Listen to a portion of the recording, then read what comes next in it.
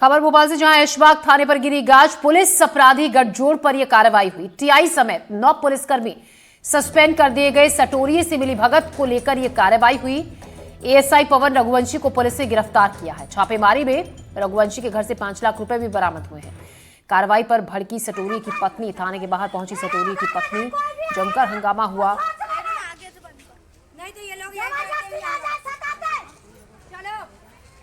थाने पहुंचकर सटोरिये की पत्नी ने हंगामा किया।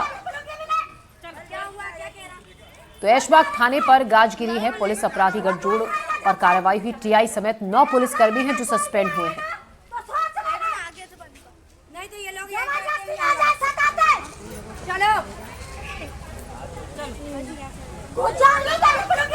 और इस खबर पर और ज्यादा जानकारी के साथ अजय शर्मा हमारे संवाददाता हमारे साथ जुड़ रहे हैं। अजय, 9 पुलिसकर्मी हैं जो इस मामले में सस्पेंड हुए हैं। पुलिस और सटोरियों का मिलकर ये काम था। क्या पूरा मामला है, विस्तार से जानना चाहेंगे। और जिस तरीके से जो तस्वीरें हम तक पहुंच रही है, हंगामा भी पुलिस थाने के बाहर जमकर हुआ, इस बारे में भी जानकारी दें। देखिए ज्योति, 2 मामले हैं। सबसे पहले ये समझना होगा कि ये 2 मामले हैं। एक साइबर ठगों के साथ मिलीभगत का मामला है और एक सटोरियों से मिलीभगत का मामला है। और दोनों ही मामलों में यदि बात की जाए तो जो साइबर ठगों से गठजोड़ का मामला था पुलिसकर्मियों का, उसमें एक बड़ी कार्रवाई हुई है। उसमें एक एएसआई है पवन रघुवंशी, उनके ठिकानों पर छापे की कार्रवाई को अंजाम दिया पुलिस के द्वारा। पुलिस ने ही छापा मारा एएसआई के घर पे।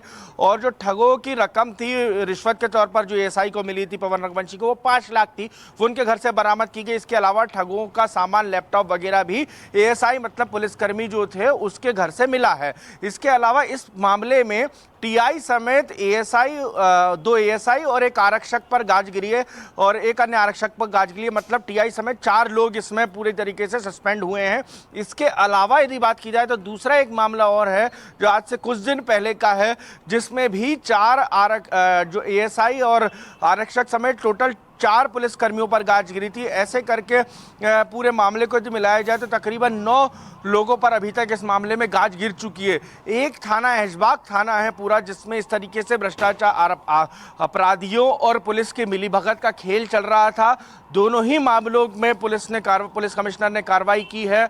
और ये अपने किस्म की पहली बार ऐसी कार्रवाई, इतनी बड़ी कार्रवाई है कि एक ही थाने में जो अपराधियों से साठगांठ रखने के मामले में जो है पुलिस ने कार्रवाई की है। इसके अलावा सबसे दिलचस्प बात मैं आपको बताऊं ज्योति, तो अभी तक पुलिस आरोपियों की सीडीआर निकाला करती थी, लेकिन पहली बार ऐसा हो रहा है कि पुलिस के अधिकारी पुलिसकर्मियों की ही सीडीआर निकाल रहे हैं। मतलब उनके मोबाइल में उन्होंने कितनी बार अपराधियों से बात की। तो ये बेहद संवेदनशील मामला है और इस पूरे मामले को लेकर भोपाल पुलिस बैकफुट पर है। इन सब के बीच में सबसे महत्वपूर्ण बात यह है कि कैसे इस पूरे मामले को निपटा जाए। खुद कल सुबेरे इस सस्पेंशन की फाइल को साइन करने के बाद भोपाल पुलिस कमिश्नर हरिनारायण चारी अपने दफ्तर नहीं आए, वो इतने गुस्से में थे। सुबेरे 11 बजे उन्होंने ऑर्डर साइन किए और उसके बाद से देर रात तक वो दफ्तर नहीं लौटे, वो अपने घर पे ही रहे और वहीं से ही पूरे काम की, अपनी मॉनिटरिंग की। इन सब के बीच में चूंकि पुलिस की छवि पर सबसे बड़ा धब्बा था, यही कारण है कि राजधानी भोपाल में तब जब से ज्यादा इंपॉर्टेंट हो जाता है जब राजधानी भोपाल में मध्य प्रदेश के मुख्यमंत्री मोहन यादव पुलिस का गृह विभाग की समीक्षा बैठक लें। और ऐसे में एक राजधानी भोपाल के थाने के तकरीबन टीआई समेत 9 लोगों का स्टाफ यदि आप सस्पेंड कर देते हैं और एक एएसआई जो पवन रघुवंशी है, जिस पर ये पूरे गंभीर आरोप है, जिस पर साइबर ठगों से मिलीभगत का आरोप है, जिसके ठिकाने पर छापा मारा गया है, जिसके जो सटोरियों से मिलीभगत का आरोपी है, उसके उस पूरे मामले में भी पुलिस ने जो है जांच के आदेश दिए हैं। जांच के आदेश के अलावा आपको बताऊं कि टीआई, एएसआई समेत एक आरक्षक पर मामला भी दर्ज किया गया है। मामला इस बात को लेकर दर्ज किया गया है, भ्रष्टाचार निवारण अधिनियम के तहत यह मामला दर्ज किया पुलिस ने।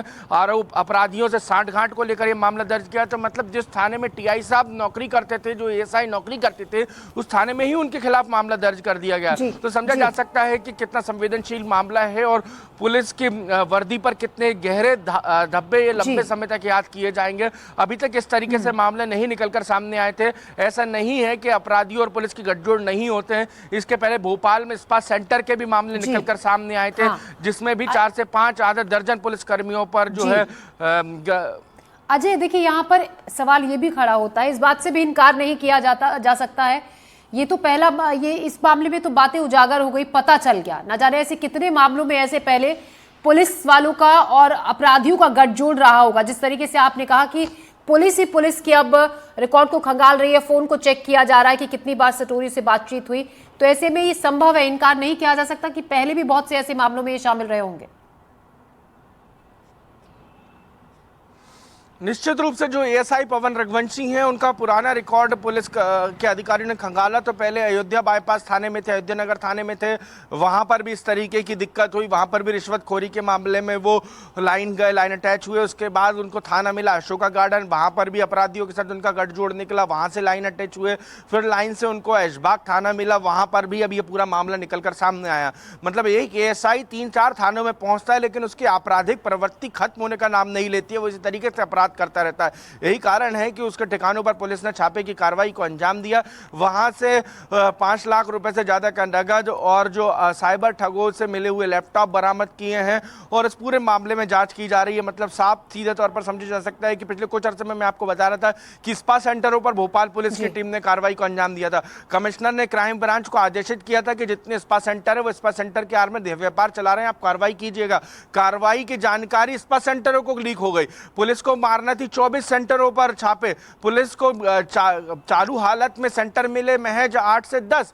मतलब सीधे तौर पर समझा जा सकता है कि पुलिस के अंदर ही वो विभीषण मौजूद थे जिन्होंने स्पा सेंटर के लिए जो काम करते थे, जिनका महीना बंधा हुआ था, उन्होंने स्पा सेंटर संचालकों को पहले ही जानकारी लीक कर दी। और जो दूसरे दिन जब पुलिस कार्रवाई करने पहुंची तो तमाम स्पा सेंटर बंद मिले और पुलिस बैरंग लौट के आ गई। तकरीबन 6 स्पा सेंटर ही ऐसे थे जो चालू मिले जहां देह व्यापार का काम हो रहा था। मतलब साफ है कि पुलिस कमिश्नर ने इस पर भी बहुत नाराजगी जाहिर की थी और अलग अलग थानों में सस्पेंशन की कार्रवाई की थी। तकरीबन आधा दर्जन से ज्यादा पुलिसकर्मी इस मामले में भी सस्पेंड हुए थे। मतलब आज की तारीख में भोपाल पुलिस किसी भी मामले में कार्रवाई करती है तो उसकी जानकारी सुरक्षित रह ही नहीं पाता, उसका इंटेलिजेंस सुरक्षित रह ही नहीं पाता। उस पूरे मामले की जानकारी थाने से ही पुलिसकर्मी लीक कर देते और आरोपियों और अपराधियों को मदद मिल जाती है और वो पुलिस के चंगुल से बाहर निकल जाते हैं। ऐसे ही ये पूरा मामला है जिसमें सटोरिया की पत्नी थाने के बाहर खड़े होकर पुलिसकर्मियों के स्टाफ पर बोलती है कि तुमने भी पैसे खाए, तुमने भी पैसे खाए। तो मतलब आप सीधे तौर पर समझ सकते हैं कि कितना संवेदनशील मामला है और पुलिसकर्मी इतने लाचार और इतने मजबूर और इतने बेबस नजर आते हैं कि वो नीचे सिर झुकाकर सुनते रहते हैं पूरे मामले में कि जो महिला आरोप लगा रही है वो सटोरिया फरहान की पत्नी है। उसने पुलिस कमिश्नर से भी मुलाकात की थी, उसका नाम रेशमा बताया जाता है, जिसने पुलिस कमिश्नर को बताया था कि ये लोग हैं। उसके सीसीटीवी फुटेज तक उसने दिए थे कि कौन कौन आप देख लीजिए मेरे घर के बाहर आते हैं तमाम पुलिसकर्मी और रोजाना रिश्वत लेते हैं, पैसे लेते हैं और निकल जाते हैं। वो एक्सक्लूसिवली हमारे पास वो फुटेज मौजूद है, ये पूरे हंगामे की तस्वीर और वो फुटेज जो हमको मुहैया कराए गए हैं जिसमें सीधे तौर पर पुलिस के अपराधियों से गठजोड़ के प्रमाण निकलकर सामने आते हैं। जी अजय, शुक्रिया आपका जानकारी के लिए। खबरों में बढ़ते हैं आगे। टीकमगढ़ में पुलिस ने अफीम की अवैध खेती के खिलाफ बड़ी कार्रवाई की। एसपी मनोहर सिंह मंडलोई ने बताया कि गुप्त सूचना पर मोहारा गांव में 4 थानों की पुलिस ने एक साथ छापे मारे थे, जहां करीब 3 एकड़ जमीन पर अवैध रूप से अफीम की खेती की जा रही थी। पुलिस ने अवैध